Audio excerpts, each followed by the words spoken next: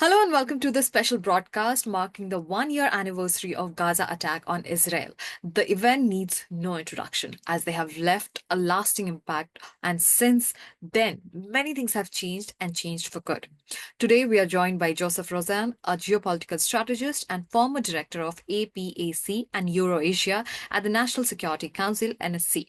He's an expert in national security and international relations and will help us understand how things have evolved since that pivotal moment. Welcome, Joseph. How are you? Great, happy to be here. Thank you for inviting me. Perfect. So let's begin. My first question to you, Joseph, is it's been 1 year exactly. It's October 7th today, the attack on Israel. So tell me something. How was the event shaped Israel long-term national security strategy, particularly in terms of, defense posture and counterterrorism efforts? Well, I think if I refer to the national security of Israel, I would say that it's not only a matter of hard security, military power, and diplomatic posture, but also the economic strength and also the unity within the Israeli society. And I think during the year that uh, passed since the 7th of October, at least in my eyes, there is more sense of unity within the Israeli society. In the recent months, we already took the initiative, especially in the context of fighting Hezbollah in the northern arena. And basically, in the southern arena, in the fight against the terror organization Hamas, we pretty much destroyed much of the military capabilities of Hamas, although there are some incidents or occasionally rockets fired at Israel from Hamas. For example, today, in order for Hamas to mark the 7th of October, they fired several missiles from Khan Yunis area in South Gaza, and I think sorry, I'll get back to the 7th of October. When the war started by the barbaric attacks of Hamas, Israel was caught by surprise, a strategic surprise. The main failure was the failure of intelligence, of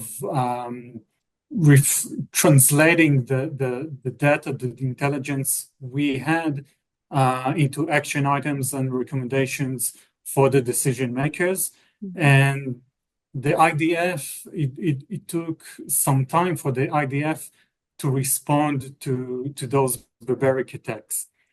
And once the IDF cleared the terrorists from within Israel and began its ground military operation in Gaza, first of all from the north, and then continuing to the center neighborhoods, and followed by operation in the south, there was a sense, at least in my eyes, that the IDF was never 100% or using its 100% power in order to destroy Hamas.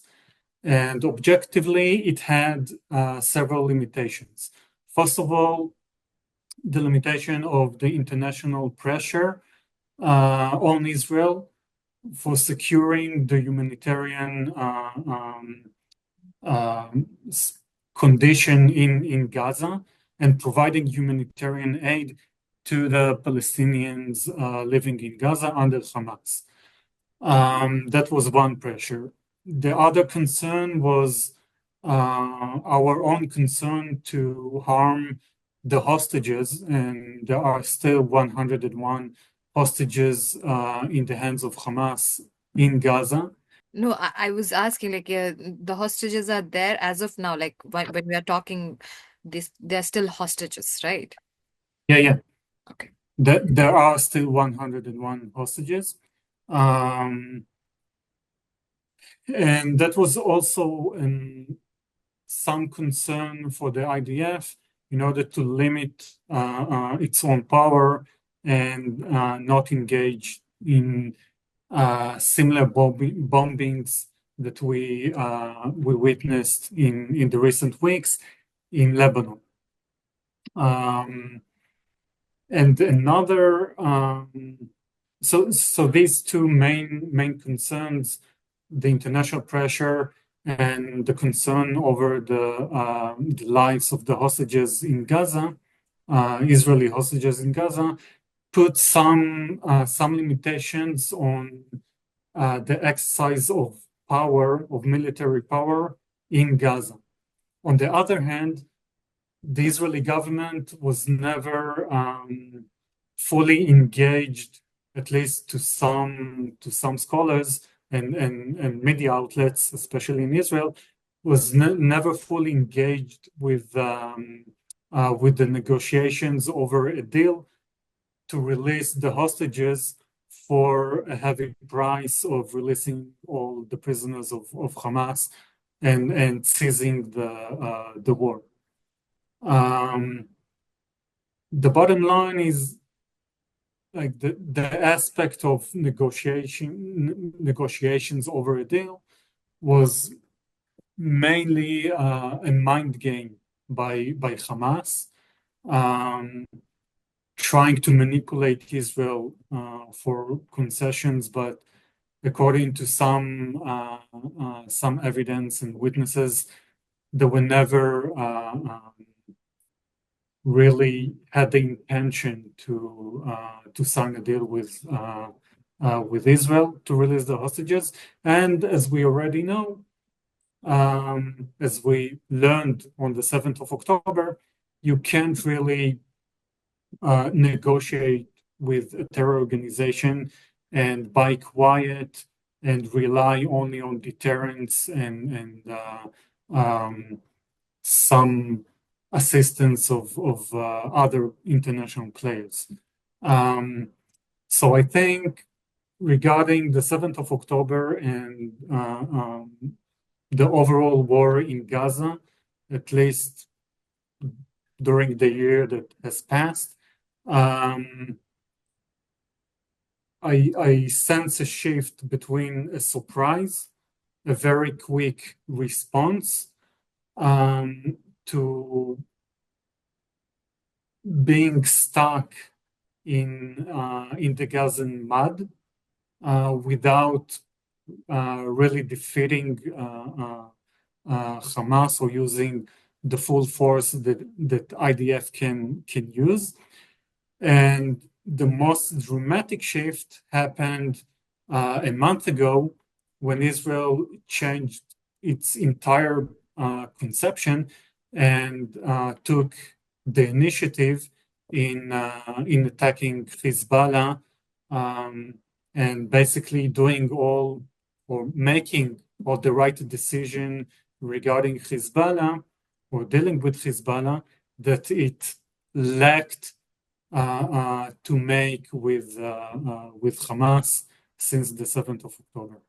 On the 7th of October, Israel was caught by surprise, and there was a huge failure of the intelligence apparatus in Israel, mainly in analyzing or transforming the intelligence into action items and operational decisions. That led to somewhat hesitant response from the IDF and the war in Gaza that the IDF was able to achieve some remarkable achievements, almost destroying all Hamas capabilities, military capabilities, but not really defeating it. And as we can see, in many areas that the IDF controlled or cleared from terrorists of Hamas, many of them returned months later to those same areas. And compared to that, I see a dramatic shift in the way that Israel is dealing with Hezbollah in the north, in Lebanon, because for the first time in this war, in this multi-front war, Israel took the initiative and began with very complicated and remarkable military and special operations to destroy the leadership of Hezbollah. And so far, about a month since Israel began its operation in the north, um, it Israel hasn't pushed the brakes yet, which is a good sign. And later on, I can elaborate more about the international or global implications of this shift, because it has a lot of positive implications for Israel and for the region. Right. Actually, Joseph, my follow-up question was this only. Like, you are a geopolitical strategist. So, in your view, how has this conflict impacted global geopolitics? And also to add, like, what role, like, major powers like United States or Russia or India, like, currently plays in the Middle East dynamics? Yeah, so I think that the 7th of October divided clearly between the superpowers. From the first day, Russia and China presented a very, I don't want to use the term anti-Israeli, Mhm. because I believe their main motive is anti-American, but they used the war in Gaza in the 7th of October to poke and in a way attack the US and its interests in the Middle East. And one of the main interests that was already in advanced stages was the possible normalization of relations between Saudi Arabia and Israel. And the 7th of October, the attacks by Hamas, just to remind you, a proxy of Iran, stopped that very positive development, a development that had the potential to change the political and the security architecture in the Middle East, something that would harm the interests of Russia, Iran, and to some extent also the Chinese interests. So naturally, I was not surprised by the position that Russia and China took since the 7th of October. And in compared to them, I would commend I would say maybe the only balanced position in the global system by India, actually.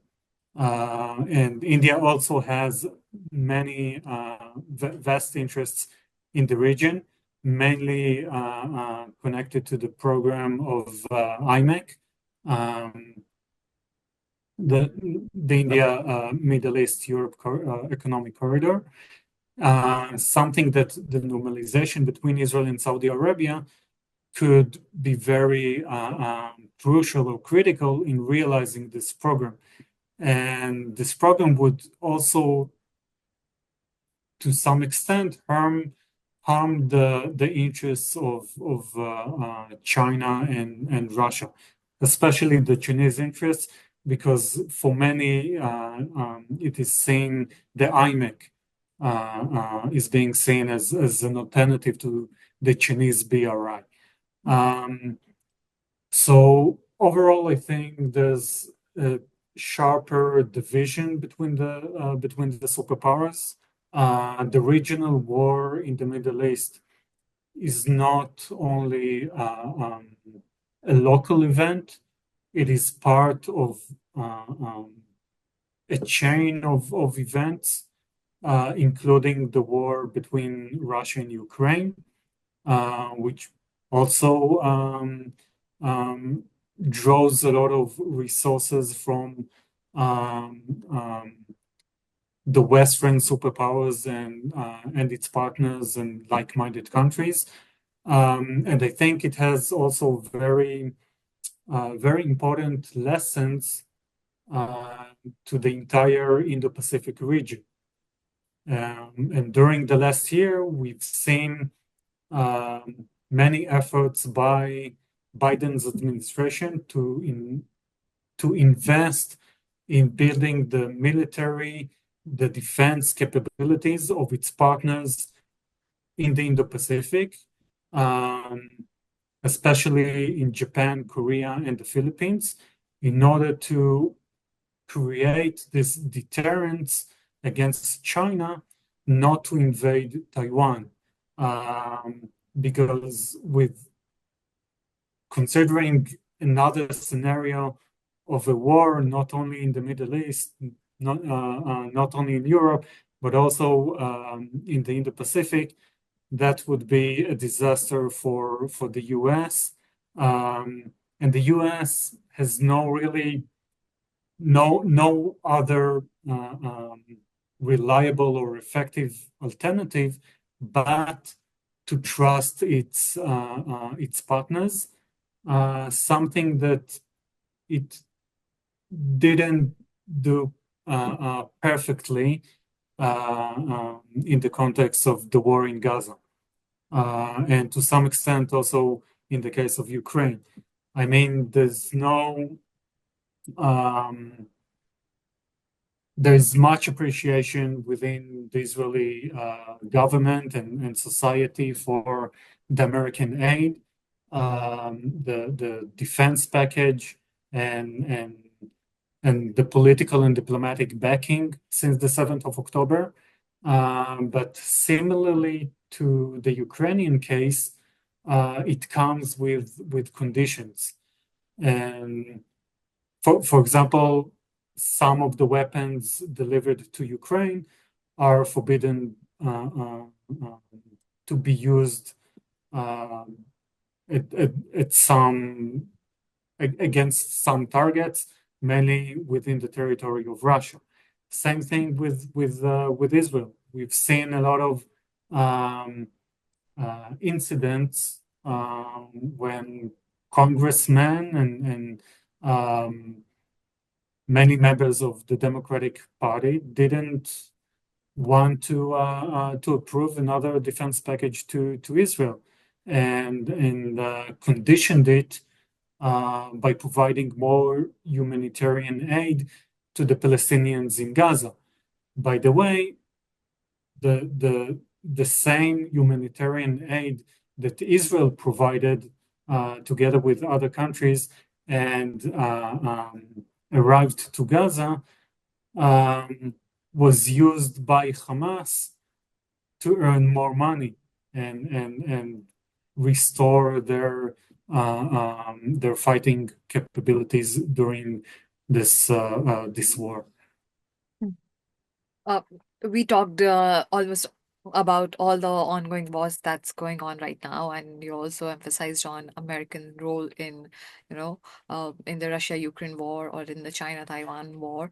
But coming back to Israel and the Hamas war, uh, what is your view, like, look, going ahead? Do you see any opportunities for, like, peace efforts, renewed peace efforts in the Middle East, or are we going to witness a more entrenched or a prolonged conflict? Like this is the last question that I wanted to ask you. What are your thought process? Like, what is going ahead to happen? Yeah. So in general, I'm a very optimistic person, although I'm a realist. And I believe that the recent escalation in Lebanon, in the fighting against Hezbollah, it's a first very much needed step in order to secure peace and stability in the Middle East. And I will explain. I mentioned before that it was the first time probably that Israel took the initiative and caught the enemy by surprise. The more significant part of it, maybe a psychological aspect of it, is that by taking the initiative, Israel finally restoring its image of not only image, but also proving its capabilities as a power, as a regional military power, and also an intelligence power.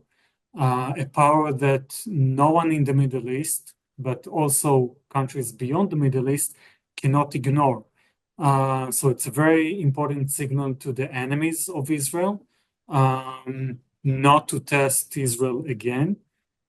It's very important signal to all the middle countries that are trying to stay neutral, and a signal to basically encourage them to engage with Israel, because when they see a country that finally is winning the war and is responsible for some of the most remarkable special and military operations ever, that is something that other countries want to be part of. And third, it is also a very significant signal to the allies, especially to the US, to say to our American friends, you see, we are able to initiate something. We have the capability to defeat our enemies, and in my view, that strengthens the trust between allies, between Israel and the US, which is very important in allowing or enabling the freedom of operation for Israel in those areas in which the US doesn't want to be active or doesn't want to be responsible for any Israeli actions, because as a superpower, the US has its own interests. But by showing our power and strength, projecting this power, we can also secure a bigger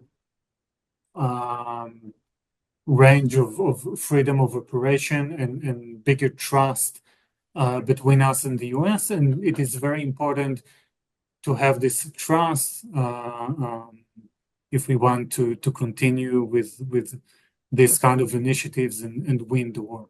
Absolutely.